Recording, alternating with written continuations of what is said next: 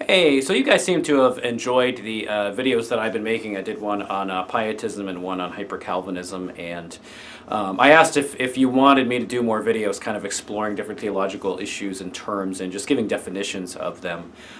So I decided to do that, and I think what this is going to do is be kind of a theological encyclopedia of videos so that you can just kind of click on any topic and you can get a definition of different theological ideas and terms. So today, the one that I'm going to be talking about is scholasticism. So I'm going to be answering the question, what is scholasticism? Now, the term is thrown around a lot, and like the other terms that I've addressed, it's one that I think is misunderstood. Generally, scholasticism is identified with a particular movement in theology in the later Middle Ages.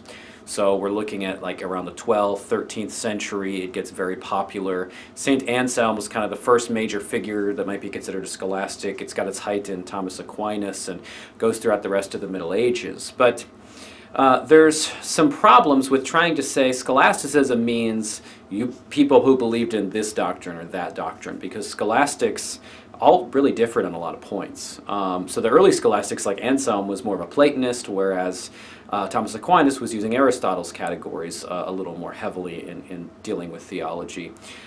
So scholasticism really, it's not so much a theology or a particular commitment to certain doctrines as it is a way of doing theology. So scholasticism, at heart, it's a way of doing theology academically where you are systematizing theology in a very particular way. You're using the most precise theological formulations that you can, and throughout this formulation you're going to set up your thesis of what you're saying is true, and then you're going to place objections there as well and then counter those objections. So scholastic theology is theology that tends to be very academic, very, very precise in the way that it uses terms and in the way that it's engaging others. And it's also polemical in that it is responding to those who have objections to their particular theology.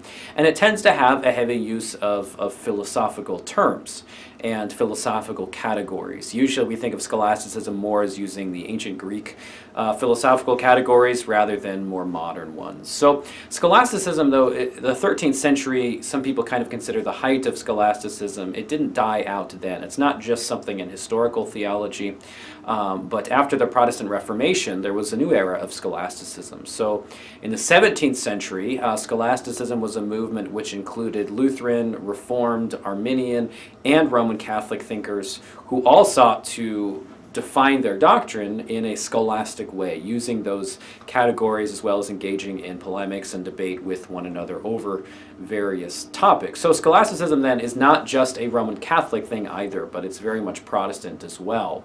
And this kind of happens anytime a movement starts, and you have to then begin to define your ideas, and define your ideas more specifically, than might have been done at first, let's say at the time of the Reformation itself. And scholasticism is alive and well today, just like it always was. There's a revival of scholastic theology within Roman Catholic theology. Edward Feser is one who's promoting scholasticism with the use of Thomas Aquinas's philosophy and some other ideas, but using these things critically in a way to engage modern questions.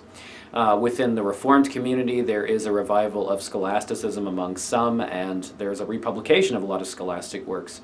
And within Lutheranism, the publication of the Theological Commonplaces by Johann Gerhard, is something that's been happening for quite a long time. And those volumes are kind of the standard of Lutheran scholasticism, and there are thinkers such as myself who think that a revival of scholasticism is a positive thing in the church today, and we're promoting it as a method that continues to the present day. So thanks so much for watching. If you appreciate this, like, subscribe, go check out the Patreon page. There'll be a link down there. Check out the other videos in this series. And if you have terms or ideas that you think would be helpful to define or explain in this series, please let me know, and we'll include those as well. We'll see you next time. God bless.